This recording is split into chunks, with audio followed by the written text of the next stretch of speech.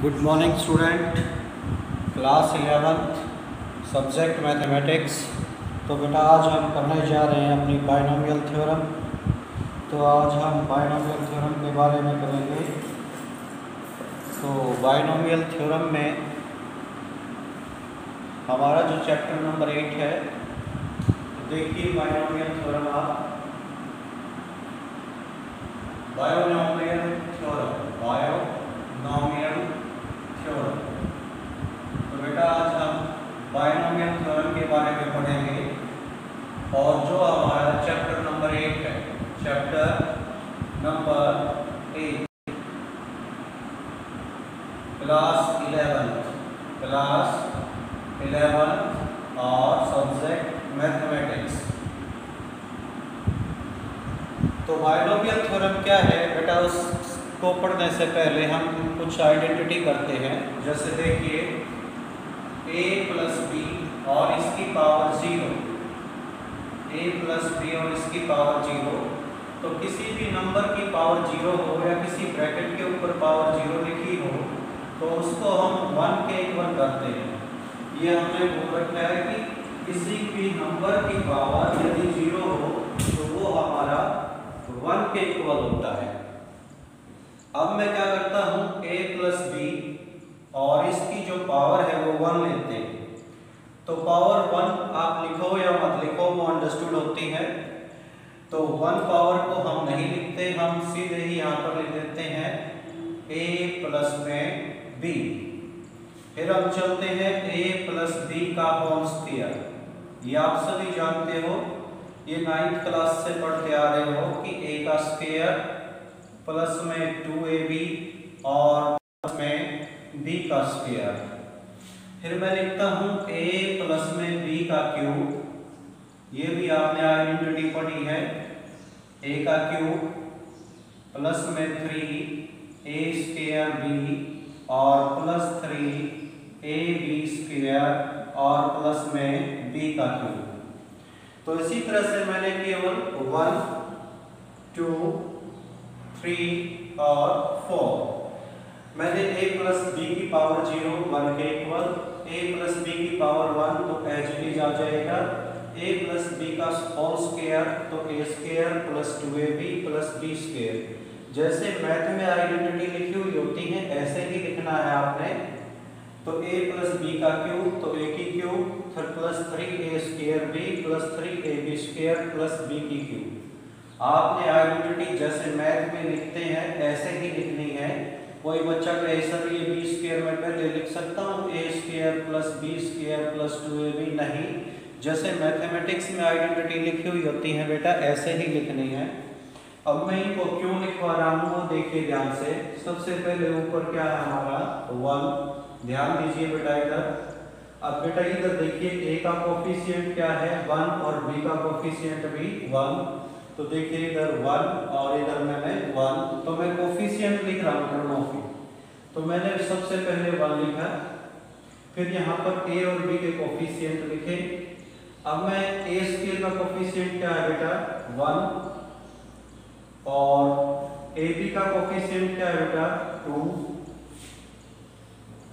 और फिर b square का जो कोफिशिएंट है वो क्या है 1।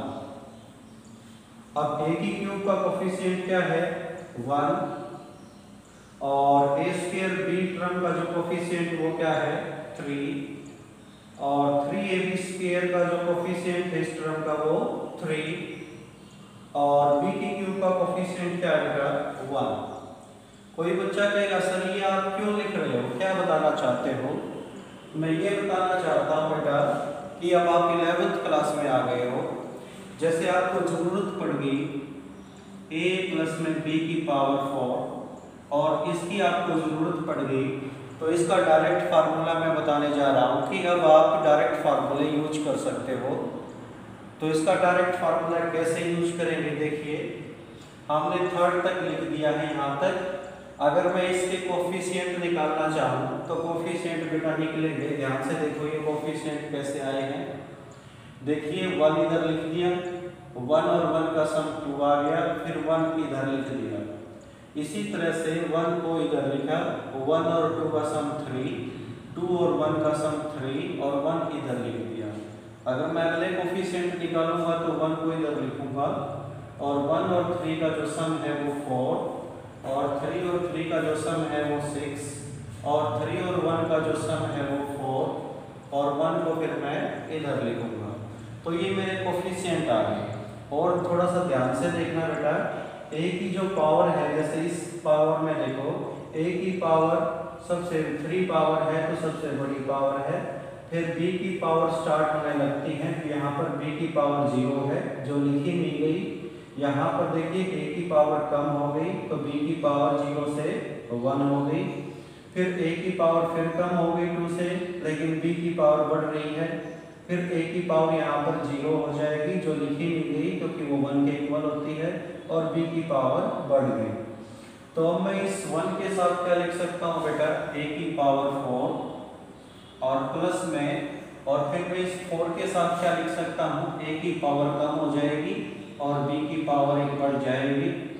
फिर मैं इस 6 के साथ क्या लिख सकता हूँ बेटा, a की पावर फिर कम होती हुई जाएगी 2 हो जाएगी और b की पावर हमारी बढ़ती हुई जाएगी। और फिर अगले 4 के साथ मैं क्या लिख सकता हूँ बेटा, a की पावर फिर हमारी 2 से 1 कम हो गई और b की पावर 2 से फिर बढ़ती हुई जाएगी 3, और लास्ट में a की पावर हमारी 0 हो जाएगी जो हम नहीं लिखेंगे, और कोफिशिएंट क्या है 1 और b की पावर क्या हो जाएगी 4।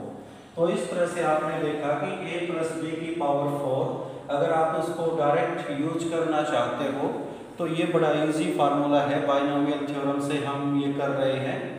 अगर कोई बच्चा कहेगा सर अगली एक टर्म और निकाल कर दिखाइए, तो देखिए बेटा, अगर आप a प्लस b की पावर 5 निकालना चाहते हो तो इसके कोफिशिएंट निकालिए। सबसे पहले ये 1 है तो इधर 1 लिखिए, 1 और 4 का जो सम आएगा इनके बीच में लिखिए, 4 और 6 का जो सम आएगा वो इनके बीच में लिखिए, 6 और 4 का जो सम आएगा वो इनके बीच में लिखिए, 4 और 1 का जो सम आएगा वो इनके बीच में लिखिए, और लास्ट में फिर 1। तो अब यहाँ से चलते हैं 1, तो ये पावर 5 है तो a की पावर 5 प्लस में फिर अगला कोफिशिएंट क्या है बेटा 5। तो अब देखिए a की पावर 5 से 4 हो जाएगी और b की पावर यहाँ पर 0 है जो हम लिखते नहीं हैं, तो वो 0 से 1 हो जाएगी। अगला कोफिशिएंट है हमारा 10, तो a की पावर इसी अकॉर्डिंग a की पावर तो कम होती हुई जाएगी और b की पावर बढ़ती हुई जाएगी। अगला कोफिशिएंट भी 10 है तो a की पावर हमारी कम होती हुई जाएगी और b की पावर बढ़ती हुई जाएगी। अगला कोफिशिएंट हमारा 5 है तो a की पावर हमारी कम होती जाएगी और b की पावर बढ़ती जाएगी। और अगला कोफिशिएंट 1 है तो a की पावर 1 है तो बेटा अगले में a की पावर 0 हो जाएगी जो हम नहीं लिखेंगे, और b की 4 है तो क्या हो जाएगा b की 5। तो इस तरह से आगे आप a प्लस b की 6, a प्लस b की whole power 7, a plus b की होल पावर 10, तो इस तरह से आप निकाल सकते हो। तो ये ट्रायंगल की फॉर्म में बन रहा है, देखिए आप ध्यान से, ये ट्रायंगल की फॉर्म में बन रहा है, ट्रायंगल की फॉर्म में बन रहा है, नहीं बन रहा ट्रायंगल की फॉर्म में। और ये इसी को किसने जनरेट किया था, किसने बताया था सबसे पहली बार, पास्कल ने। तो पास्कल ने हमारे को ये फार्मूला बताया था सबसे पहले, तो इसीलिए इसको पास्कल ट्रायंगल बोलते हैं। क्या बोलते हैं बेटा इसको, पास्कल ट्रायंगल। तो पास्कल ने हमारे को सबसे पहले ये बताया कि इस तरह से आप जो बड़ी पावर है उनको ओपन कर सकते हो, तो इसीलिए इसका नाम पास्कल ट्रायंगल लिखा गया है। लेकिन हमारे पास प्रॉब्लम बेटा क्या आती है कि इस तरह से हम कोफिशिएंट कहाँ तक निकाल सकते हैं। देखो कोफिशिएंट बढ़ते हुए जा रहे हैं, फिर आगे कोफिशिएंट और बढ़ जाएंगे और बढ़ जाएंगे और बढ़ जाएंगे। हम ज़्यादा से ज़्यादा इसको 8 पावर या 9 पावर या a प्लस b की होल पावर 10, ज़्यादा से ज़्यादा 10 तक ले सकते हैं क्योंकि कोफिशिएंट बहुत ज़्यादा लंबे हो जाएंगे। तो अगर हमारी किसी की पावर, जैसे मान लीजिए अगर हमारी किसी की पावर बड़ी हो ब्रैकेट में, इधर देखिए आप बेटा, तो उस केस में हम इसको अप्लाई नहीं कर सकते क्योंकि कोफिशिएंट बहुत ज़्यादा आ जाएंगे और उन कोफिशिएंट को लिखते लिखते क्या पता आधा घंटा लग जाए। अब इसी को खोलना पड़ जाए हमें a प्लस बी और इसकी पावर 24। अब 24, तो इस लाइन को हम 24 तक बढ़ाएंगे, शायद ये बोर्ड पर भी नहीं आए इसके कोफिशिएंट, तो बहुत बड़े कोफिशिएंट हो जाएंगे। तो जो पास्कल ट्रायंगल थी उसका जो हमारे को फ़ायदा मिला तो वो शायद a प्लस बी की होल पावर 9 या 10 तक हो सकता है, ज़्यादा बड़े हो जाएंगे फिर। तो फिर एक बाइनोमियल थ्योरम जनरेट की गई।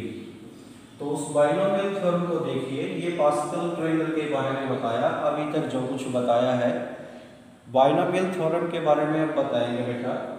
तो देखिए बाइनोमियल थ्योरम को सबसे पहले, फिर इसको भी 24 वाले को भी करवाता हूँ मैं।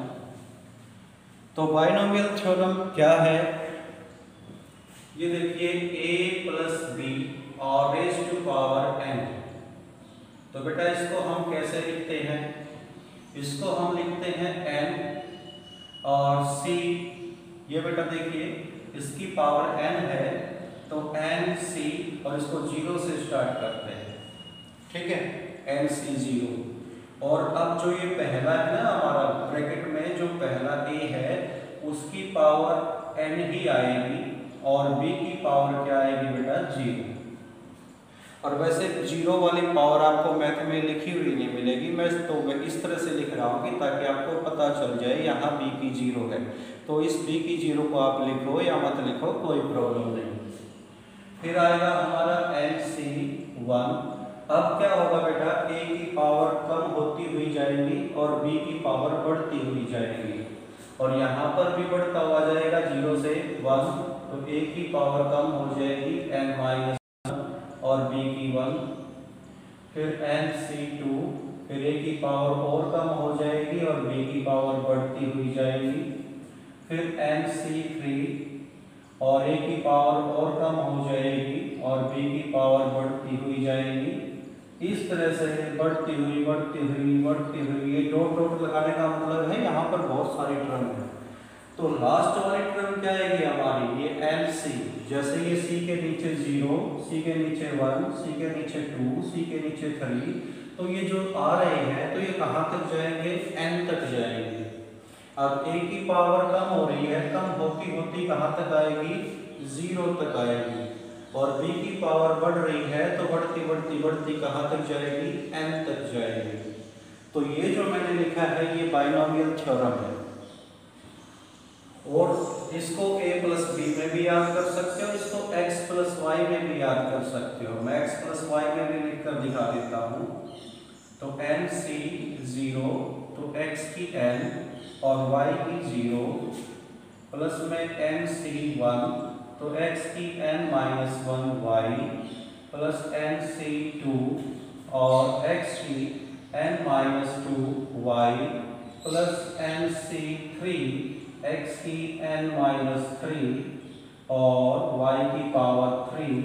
इस तरह से टर्म्स आएंगी और लास्ट टर्म आएगी हमारी NCn और x की पावर 0 और y की पावर n। तो ये बेटा जैसे मैंने y की पावर 0 लिखी है तो ये मैंने आपको समझाने के लिए लिख दी, लेकिन ये लिखने की जरूरत नहीं है, और लिख दो तो कोई प्रॉब्लम नहीं है। यहाँ पर अभी लास्ट में मैंने x की पावर 0 लिखी है तो इसको कोई ज़रूरत नहीं है लिखने की। और एक चीज़ देखिए आपको बड़ी अच्छी लगेगी, जैसे यहाँ पर देखिए x की पावर क्या आ रही है, n का और 1 का डिफरेंस, और y की पावर क्या आ रही है, ये नीचे 1। अगले में देख लीजिए ऐसा ही मिलेगा आपको, x की पावर क्या आ रही है, n का और 2 का डिफरेंस, और y की पावर यहाँ पर क्या है 2, तो y की पावर क्या आ रही है 2। अगले में देख लीजिए x की पावर क्या आ रही है, इन दोनों का डिफरेंस, और y की पावर ये नीचे जो आया है 3। जो ये नीचे आते हैं ना, जैसे ये नीचे 3 आया है या नीचे 2 आया है, इनको बोलते हैं बेटा सफिक्स। क्या बोलते हैं इनको, सफिक्स बोलते हैं, SUFFIX। और जो ऊपर आते हैं उनको पावर बोलते हैं। अब तो हो गए सर ये जो NC0 है या जो ये NC1 है या फिर NC2 है या और भी बहुत सारे हैं, ये क्या होते हैं, ये बेटा बायनोमियल कोफिशिएंट होते हैं, इनको क्या बोलते हैं? Binomial coefficients. तो इनको बायनोमियल कोफिशिएंट्स बोलते हैं। अब कोई बच्चा कहेगा सर इनका निकालने का फार्मूला क्या है? तो देखो फार्मूला इधर बताता हूँ बेटा। फार्मूला ये है हमारा NCR फैक्टोरियल n और फैक्टोरियल r और फैक्टोरियल n माइनस r।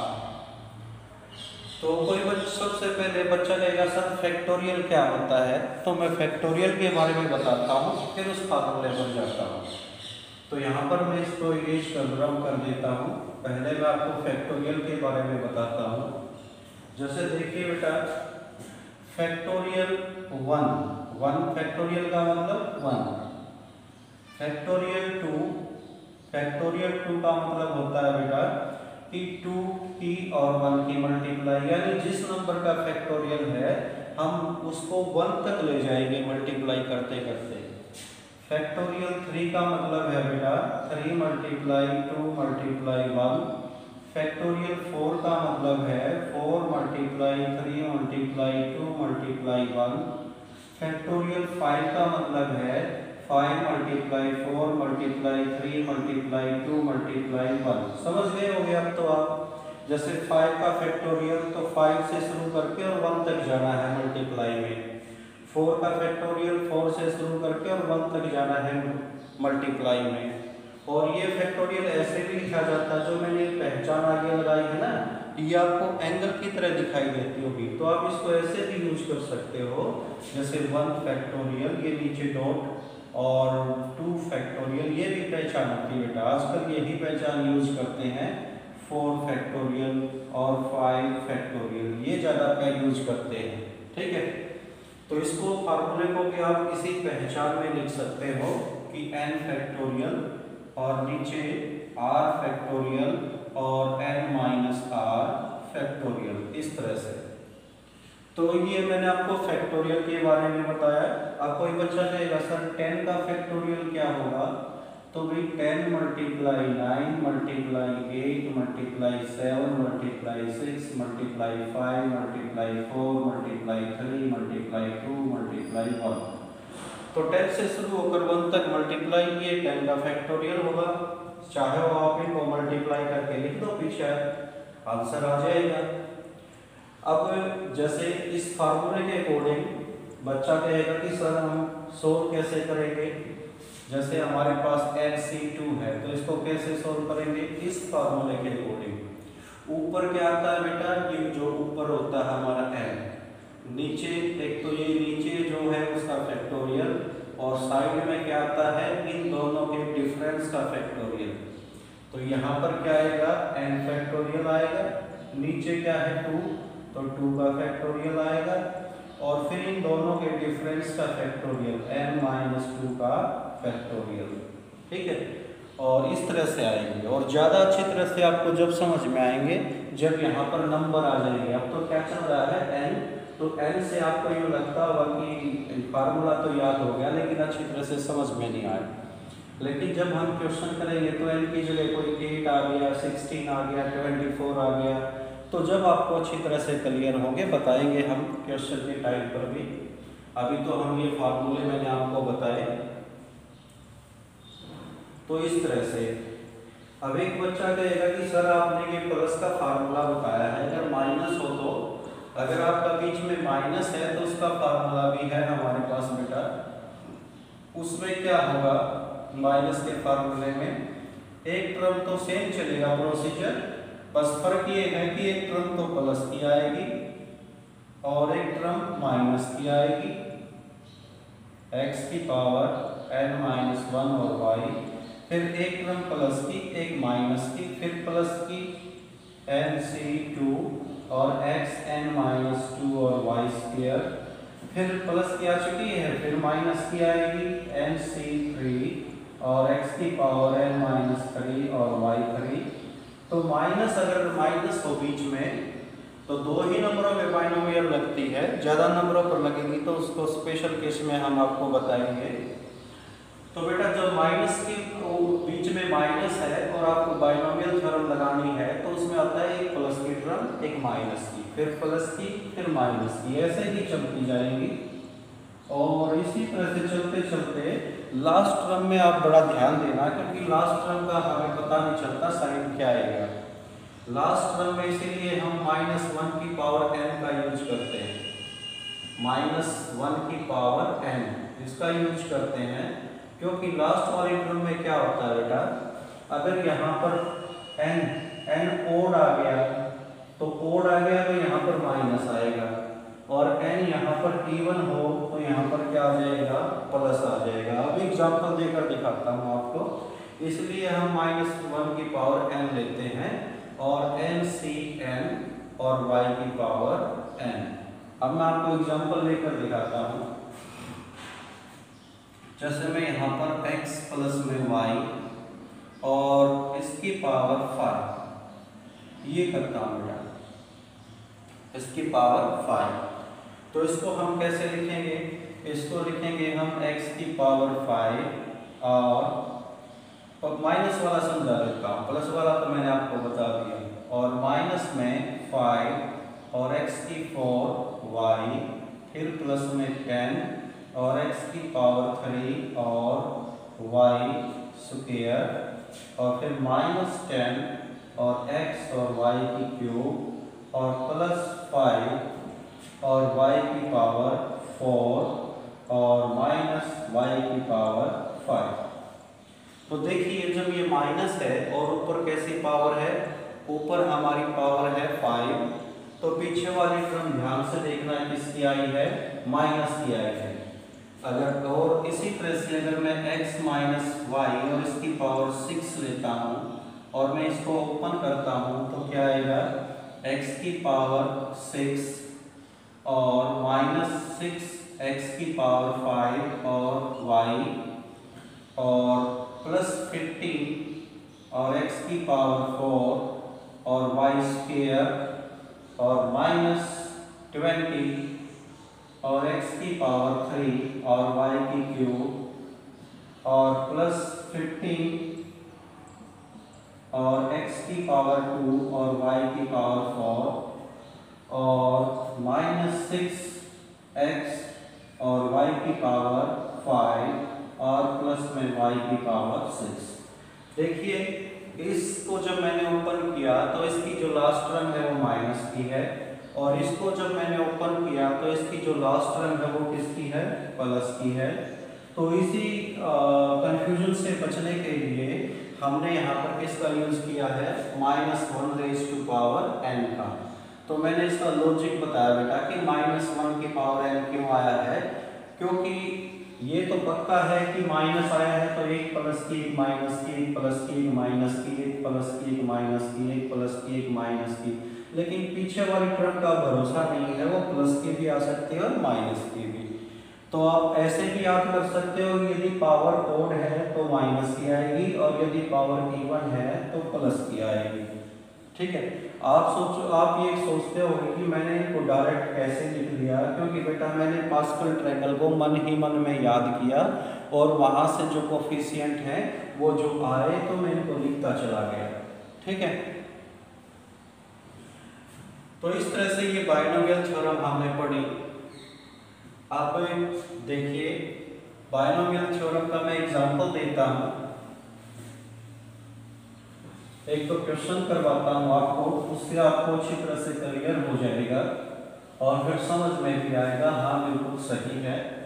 तो मैं एक तो क्वेश्चन करवाता हूँ अपनी एक्सरसाइज का, 8.1 एक्सरसाइज का। तो 8.1 एक्सरसाइज का क्वेश्चन देखिए बेटा।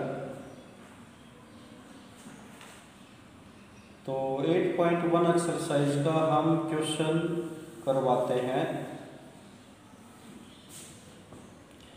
क्वेश्चन नंबर 4 करवाते हैं, क्वेश्चन नंबर 4। तो क्वेश्चन नंबर 4 क्या है बेटा हमारा, x/3 और 1/x, x/3 और प्लस में 1/x और रेज़ टू पावर 5। तो इसको हम बायनोमियल थ्योरम का यूज करके ओपन करते हैं। तो यहाँ पर लिखिए using binomial theorem, using binomial theorem तो हम इसको बाइनोमियल थ्योरम का यूज करते हैं, पास्कल ट्रायंगल का नहीं करते। तो x प्लस में y, पहले उसका फार्मूला लिखते हैं। तो फार्मूला है हमारा nc0 x की n प्लस में nc1 और x की power n minus 1y plus nc2 और x की पावर n माइनस 2 और y स्क्वायर और प्लस nc3 और x की पावर n माइनस 3 और y की cube and so on. Last में आएगा हमारा nc(n) और y की पावर n। तो देखिए बेटा इस क्वेश्चन से आपको ये थ्योरम समझ में आ जाएगी, x/3 प्लस में 1/x और रेज़ टू पावर 5। तो अब आपकी n की जगह पर क्या आया है 5, और ये जो प्लस से पहले वाला x/3 है ये पूरा किसका काम करेगा x का, और इस प्लस के बाद जो 1/x है ये किसका काम करेगा y का। तो लिखिए इसको 5c0 और x/3 की पावर 5, और जो दूसरा है बेटा 1/x उसकी यहाँ पर पावर क्या आएगी 0, उसको हम लिखते नहीं, बार बार मैं बता चुका हूँ। फिर अगला क्या आएगा बेटा 5c1 और फिर जो ये x/3 है और इसकी पावर कम होती हुई जाएगी, 5 की बजाय 4 हो जाएगी और 1/x की पावर 1 बढ़ जाएगी। कोई बच्चा कहेगा सर बढ़ी कहाँ पर, ये तो वही है, यहाँ पर बेटा 0 थी जो हमने नहीं लिखी, तो 0 से 1 हो गई तो बड़ी ही है। फिर हमारा 5c2 तो x/3 और इसकी पावर 3 और 1/x की पावर बढ़ती हुई जाएगी और इसकी पावर 2, तो 5c3 तो x/3 की पावर 4 और 1/x की पावर इसकी कम होती हुई जाएगी बेटा 2 और इसकी पावर बढ़ती हुई जाएगी 3, तो 5c4 इसकी पावर फिर कम हो जाएगी 2 से 1 हो जाएगी और 1/x की पावर बढ़ती हुई जाएगी 4 और लास्ट में 5c5 और इसकी तो पावर बेटा 0 हो जाएगी तो लिखने की जरूरत नहीं है, और 1/x की जो पावर है वो क्या हो जाएगी 5। तो एक बार ध्यान से देखिए अच्छी तरह से, जो ये पहले वाला था बेटा ये तो क्या मान लिया हमने कंप्लीट को x और दूसरे को y। तो x इसको आप x ही समझिए पूरे को, मैं इसको पूरे को x बोलूँगा और इस कंप्लीट को y। तो x की 5 और y की 0 जो यहाँ पर नहीं लिखी, x की 4 तो x की पावर कम होती हुई गई और 1/x की पावर बढ़ती हुई गई। अब जो बेटा जो ये कोफिशिएंट है 5c0 इनको कैसे सोल्व करेंगे ये मैंने आपको बताया था। इनको आप रफ में सोल्व कर सकते हो, जैसे इधर देखिए ऊपर 5c0 सोल्व करना है बेटा आपको, तो 5 का फैक्टोरियल नीचे 0 का फैक्टोरियल और फिर इन दोनों का जो डिफरेंस है उसका फैक्टोरियल। तो बेटा 5 का फैक्टोरियल तो 5 मल्टीप्लाई 4 मल्टीप्लाई 3 मल्टीप्लाई 2 मल्टीप्लाई, पहले तो ऐसे ही लिख लो फैक्टोरियल 5 फैक्टोरियल ऐसे ही लिख लो। और ये 0 का जो फैक्टोरियल है बेटा मैंने इसको बताया नहीं, आपको बताता हूँ। 0 का फैक्टोरियल भी 1 होता है और जो 1 है उसका फैक्टोरियल भी 1 होता है। तो बेटा 0 का और 1 का जो फैक्टोरियल है वो 1 ही होता है, इसको याद रखना। तो 0 का फैक्टोरियल 1 और 5 में से 0 गया 5 तो 5 का फैक्टोरियल, तो ऊपर भी 5 का फैक्टोरियल नीचे भी 5 का फैक्टोरियल, तो कैंसिल हो जाएंगे बेटा। तो क्या बचेगा, ऊपर हमारा ऊपर भी 1 बचा नीचे भी 1 तो 1 आ गया। तो 5c0 की वैल्यू क्या आ गई बेटा 1, तो 1 को लिखने की यहाँ पर 1 लिखिए और ये जो 5 पावर है ये न्यूमरेटर पर भी लगेगी x की पावर 5 और डिनोमिनेटर पर भी लगेगी 3 की 5, कितना हो जाएगा 3 3 जा 9 3 जा 27 3 जा 81 3 जा और 3 1 जा 3 और 3 243। अब 5c1 को सोल्व करके दिखाता हूँ मैं आपको, एक एक कोफिशिएंट को सोल्व करके दिखाऊंगा फिर आपको अच्छी तरह से पता चल जाएगा। और 5c1। तो 5c1 को देखिए, 5c1 तो 5 फैक्टोरियल और नीचे 1 है तो 1 का फैक्टोरियल और मल्टीप्लाई में फिर इन दोनों का डिफरेंस 5 माइनस 1। तो सीधा लिख दो, माइनस करके दिखाने की यहाँ पर जरूरत नहीं है। 5 में से 1 गया 4 फैक्टोरियल। तो 5 फैक्टोरियल है बेटा। एक चीज और बताता हूँ मैं आपको, जैसे ये देखिए कोई भी 10 फैक्टोरियल है तो इसको हम ऐसे लिख सकते हैं 10 मल्टीप्लाई 9 फैक्टोरियल, ऐसे लिख सकते हैं। एक फार्मूला है। कोई बच्चा कहेगा सर फिर तो आगे ऐसे भी लिख सकते होंगे 10 मल्टीप्लाई 9 और मल्टीप्लाई 8 फैक्टोरियल, बिल्कुल लिख सकते हैं। कोई बच्चा कहेगा फिर तो सर ऐसे भी लिख सकते होंगे 10 मल्टीप्लाई 9 मल्टीप्लाई 8 मल्टीप्लाई 7 फैक्टोरियल, बिल्कुल लिख सकते हैं बेटा। क्यों लिख सकते हैं? कोई बच्चा कहेगा सर क्यों लिख सकते हैं, उसके लिए मैं बताता हूँ। एक छोटा सा एग्जाम्पल देता हूँ। जैसे 4 फैक्टोरियल है, इसको मैं 4 और 3 मल्टीप्लाई 3 फैक्टोरियल लिख सकता हूँ। कोई बच्चा कहेगा सर कैसे? बेटा ये वही है, देखो 4 और 3 का फैक्टोरियल क्या होगा 3 मल्टीप्लाई 2 मल्टीप्लाई 1, तो वही आ गया नहीं आ गया 4 का फैक्टोरियल, वही आ गया। तो ये आपको रीजन बताया है कि ऐसा क्यों होता है। तो बेटा जैसे 4 का फैक्टोरियल है, आप इसको लिख सकते हो 4 मल्टीप्लाई और एक कम कर दो इसमें से 3 का फैक्टोरियल। अगर आपको और भी चाहिए तो ऐसे भी लिख सकते हो इसको, इसी को 4 मल्टीप्लाई 3 मल्टीप्लाई 2 का फैक्टोरियल। आप ऐसे कम करते करते करते लिख सकते हो जैसे आपको ज़रूरत हो। तो एक ये नई चीज़ बताई है, इसको बड़ा ध्यान से याद रखना, ठीक है। इससे आपकी कैलकुलेशन छोटी हो जाएगी। तो ये जो 5 का फैक्टोरियल है इसको मैं ऐसे लिख सकता हूँ 5 मल्टीप्लाई 4 का फैक्टोरियल और 1 का फैक्टोरियल बेटा 1 और ये है 4 का फैक्टोरियल। तो देखो इससे हमारी कैलकुलेशन ईजी होगी। 4 फैक्टोरियल से 4 फैक्टोरियल कैंसिल, तो 5/1 तो क्या बचा बेटा 5। तो 5c1 की वैल्यू क्या आ गई 5, और ये जो 4 पावर है दोनों पर लेंगे, न्यूमरेटर पर भी और डिनोमिनेटर पर भी। तो ये x की 4 और 3 की 4 क्या हो जाएगा बेटा 81 और मल्टीप्लाई में 1/x। अब 5c2 की वैल्यू निकालेंगे बेटा। तो 5c2 की वैल्यू देखिए इधर 5c2, तो 5 फैक्टोरियल नीचे 2 है तो 2 फैक्टोरियल मल्टीप्लाई में इन दोनों का डिफरेंस 5 में से 2 गया 3 का फैक्टोरियल। तो इसको हम लिख सकते हैं बेटा 5 को, ऊपर वाले 5 को हम क्या लिख सकते हैं 5 मल्टीप्लाई 4 मल्टीप्लाई 3 का फैक्टोरियल। और 2 का फैक्टोरियल बेटा 2 होता है, 2 मल्टीप्लाई 1 2, और 3 का फैक्टोरियल ऐसे ही लिखेंगे क्योंकि ऊपर से ये कैंसिल हो जाएगा। और ये भी 2 2 जा 4 और 2 5 जा 10, तो ये कितना आ जाएगा बेटा 10 आ जाएगा। तो ये 10 और ये पावर लगाओ x की पावर 3 और 3 की पावर 3 बेटा 27 और 1 का स्क्वायर क्या आएगा 1 और x स्क्वायर, ठीक है। तो मैं यहाँ पर लाइन लगा लेता हूँ क्योंकि आप ऊपर वाली लाइन से थोड़ा कंफ्यूज ना हो जाओ, मिक्स ना हो जाए। तो मैंने एक लाइन ड्रा कर दी है ताकि ये आपको दोनों मिक्स नजर ना आए।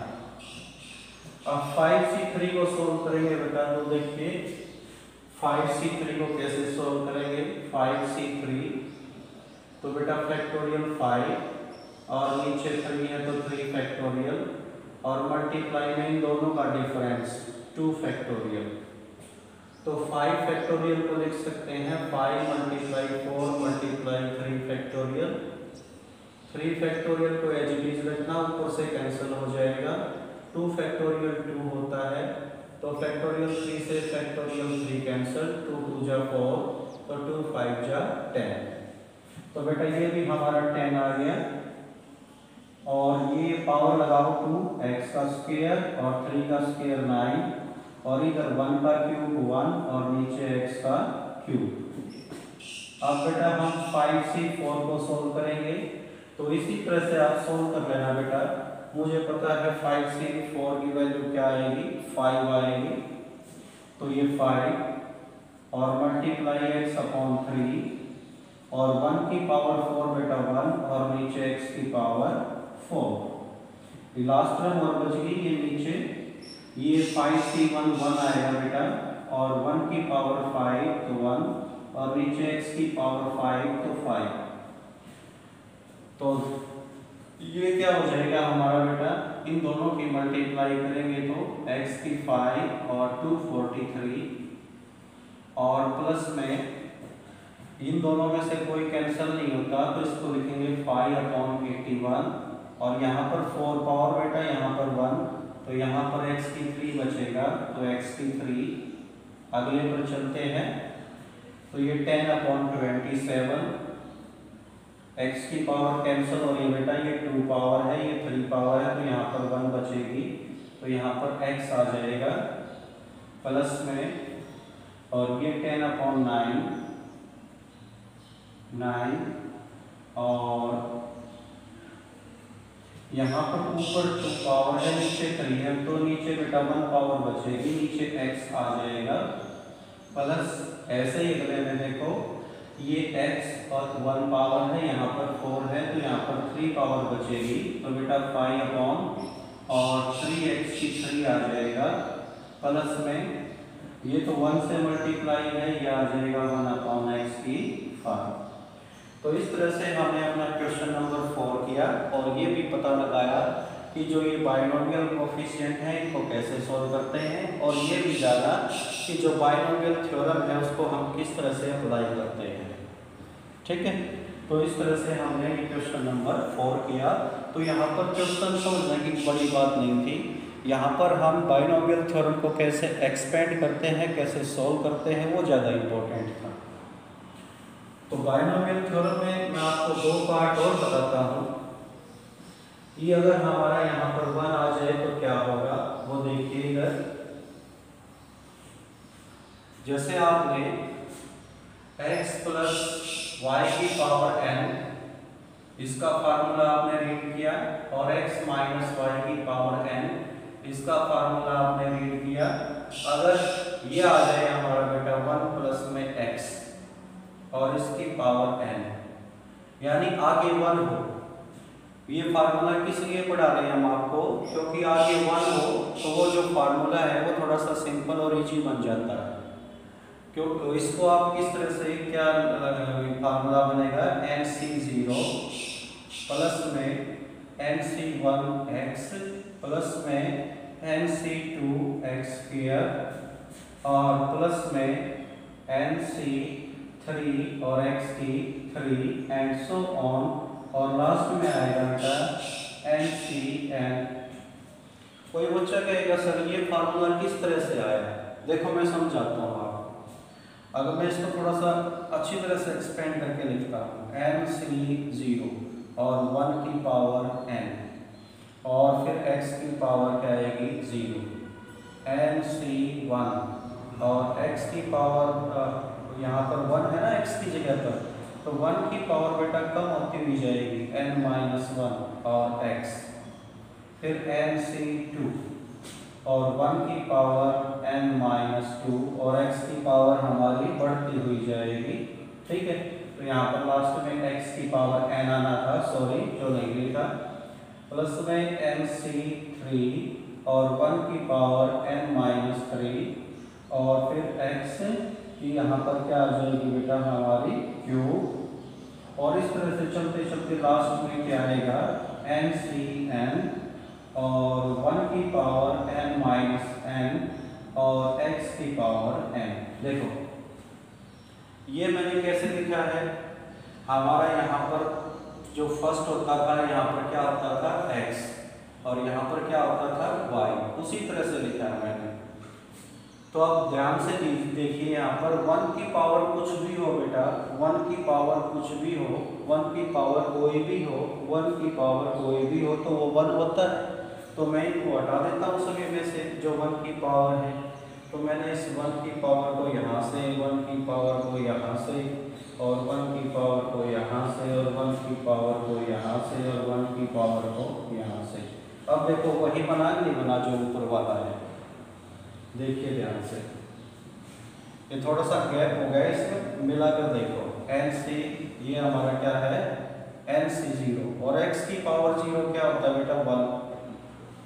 अब देखो N C 0 plus plus N C 1 x x N C 2 x square तो x square N C 3 x की क्यूब तो एक्स की cube N C N x की एन तो एक्स की एन। अगर इसी तरह से हमारा माइनस का होता तो माइनस वाले को भी हम ऐसे ही करेंगे। देखिए 1 माइनस एक्स होता तो इसमें क्या होता है एक टर्म किसकी प्लस की, एक टर्म माइनस की, तो एक टर्म प्लस की और एक टर्म माइनस की,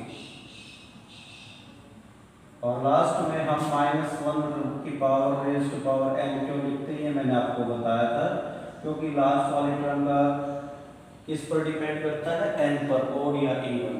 तो ये जो दो फार्मूले बताए हैं बेटा, इनका मैं एक क्वेश्चन करवाता हूँ तब आपको जल्दी अच्छी तरह समझ में आएगा। अगर ये देखिए मैं करवाता हूँ, इसमें से एक क्वेश्चन ले लेता हूँ मैं फर्स्ट क्वेश्चन ही ले लेता हूँ 1 माइनस 2x। तो मैं फर्स्ट क्वेश्चन लेता हूँ बेटा, इसका क्वेश्चन फर्स्ट 1 माइनस में 2x और इसकी पावर कितनी है 5। तो बेटा इसको एक्सपेंड करते हैं, ये हमारा 8.1 का फर्स्ट क्वेश्चन है। तो 5c0 जब आगे 1 आया है तो उनका स्पेशल फार्मूला बना रखा है ना, तो ये स्पेशल फार्मूला यूज करता हूँ। स्पेशल फार्मूले में क्या करना है 1 की तरफ ध्यान भी देना, ठीक है। x और x की पावर 0 जिसको हम लिखते नहीं, तो फिर x फिर x स्क्वायर फिर x की क्यूब फिर x की n, तो ऐसे ही लिखेंगे।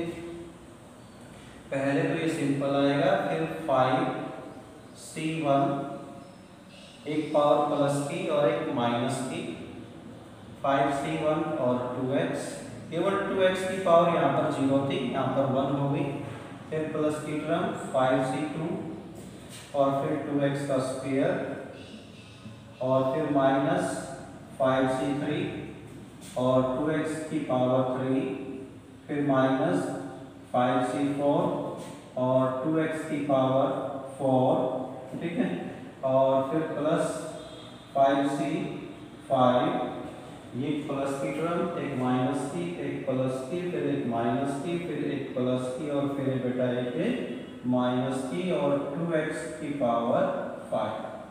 तो देखिए, तो ये जो फार्मूला है, ये ऊपर जो ये फार्मूला लिखा हुआ है, ये फार्मूला मैंने इस क्वेश्चन में अप्लाई किया है जो आगे 1 आया हुआ है, ठीक है। इनको आप सॉल्व कर लेना, 5c0 5c1 5c2 5c3 मैंने बता रखा है।